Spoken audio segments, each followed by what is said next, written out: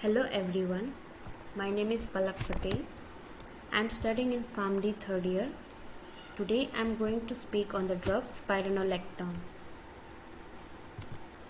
History. Spironolactone was developed in 1957, marketed in 1959 and approved by the FDA on January 21st, 1960. Aldactazide, aldactone, Carospir are the brand name of spironolactone.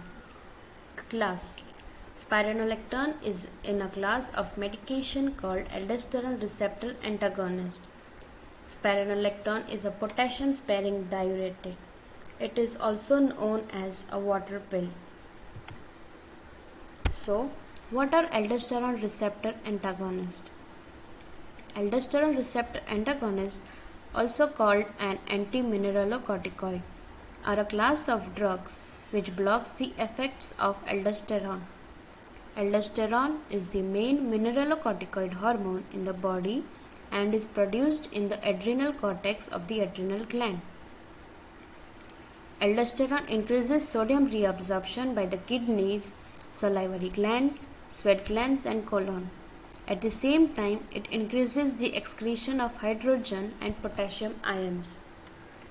By blocking the effects of aldosterone, aldosterone receptor antagonist blocks the reabsorption of sodium, which encourages water loss.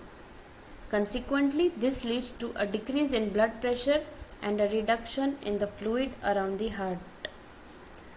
Aldosterone receptor antagonist may be used in the treatment of high blood pressure or heart failure. They also have a weak diuretic action. Therapeutic uses of spironolactone. Spironolactone is used to treat high blood pressure and heart failure. Lowering high blood pressure helps prevent strokes, heart attacks, and kidney problems. This medication is also used to treat conditions in which the body is making too much of natural substance called aldosterone.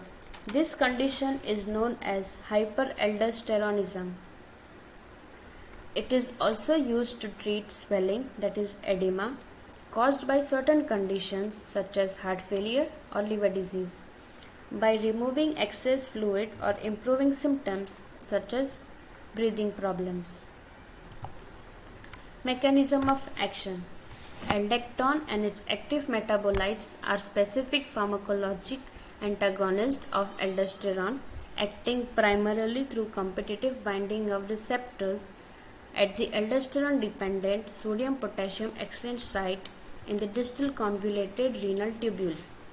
Once sodium enters the membrane of collecting tubule, it can be transported out by one of the pump, that is sodium potassium ATPase pump, which is responsible for the transfer of sodium for the exchange of potassium. Now sodium is going to be reabsorbed and potassium is excreted into the lumen. As sodium is important electrolyte, it is going to be reabsorbed at collecting tubules, and this process is going to be promoted by one of the hormone called aldosterone.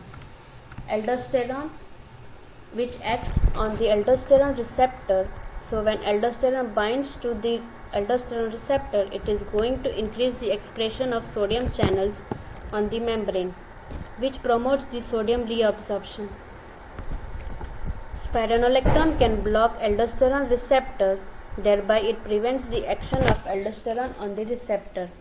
When spironolactone binds to the aldosterone receptor, it will not promote the expression of the sodium channels, so sodium is not reabsorbed. Spironolactone inhibits the reabsorption of sodium by inhibition of the sodium channels on epithelial membrane. So when sodium is not reabsorbed, means potassium is not excreted into the lumen, so potassium is retained within the body. This is why spironolactone is called potassium sparing diuretic. Spironolactone acts both as diuretic and as an antihypertensive drug by this mechanism. Side effects of spironolactone.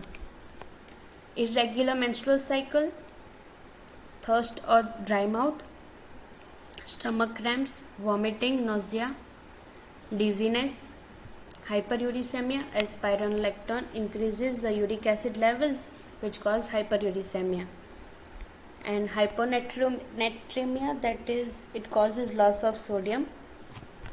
Gynecomastia, spironolactone having a steroidal nucleus, it can act on the estrogen receptor, and when it binds to this estrogen receptor, it can promote the gynecomastia. This condition is of enlargement of breast both in male and female. Drug forms and strength. Spironolactone is available in oral tablet, and the available strengths are 25 mg, 50 mg and 100 mg. Dosage for high blood pressure. The typical starting dose is 25 to 100 mg taken orally each day. It's given as a single dose or split into two doses. Dosage for swelling, that is edema. The starting dose is 100 mg taken orally each day. It's given as a single dose or split into two doses. Some people may take as little as 25 mg per day or as much as 200 mg per day. Dosage for heart failure. The starting dose is 25 mg taken orally once per day. The doctor may increase or decrease the dose based on how body responds to the drug. Some people may take 50 mg once per day and others may take 25 mg once every other day. Dosage for excessive aldosterone secretion. The dose is 100 to 400 mg daily in preparation for surgery. If the patient cannot have surgery, doctor may give the lowest effective dose of this drug for long term. Contraindications. First, Addison's disease. Addison's disease is a condition where the adrenal gland produces less hormones, and this condition is known as Addison's disease. Second, low amount of sodium in the blood. Third, high levels of potassium in blood. Fourth, acute kidney failure. Fifth, decreased blood volume. Sixth, cessation of urine production. Seventh, hypercholoremic acidosis. Spironolactone is contraindicated in patients with hypersensitivity to spironolactone or any other component of this medication. Spironolactone are also contraindicated for patients with anuria, acute renal insufficiency and pregnancy. Toxicity. Patients experiencing an overdose may present with drowsiness, mental confusion, maculopapular or erythematous rash, nausea, vomiting, dizziness or diarrhea. Spironolactone should be avoided in pregnancy due to reports of feminization of male fetuses in animal studies. Active metabolites of spironolactone are present in breast milk, and levels that are likely inconsequential, though the long-term effects have not been studied. Drug-drug interaction. Some products that may interact with this drug include lithium. Drugs that may increase the level of potassium in the blood, such as amiloride, cyclosporine, tacrolimus, triamiterine, birth control pills. Food interaction. Avoid alcohol. Avoid potassium containing products. Potassium products increases the risk of hyperkalemia. Take with or without food. Food increases the bioavailability of spironolactone by nearly 100%. It should be taken at a consistent time in the regards to food. Patient counseling. Do not take potassium supplements or eat potassium rich foods.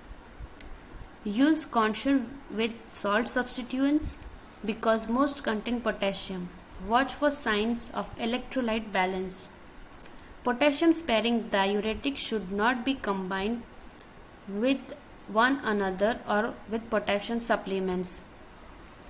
Eating a diet that is low in fat and salt, maintaining a healthy exercising at least 30 minutes most days, not smoking, and using alcohol in moderation. So now let's have quiz. Which of the following agent is most effective in treatment of hepatic edema?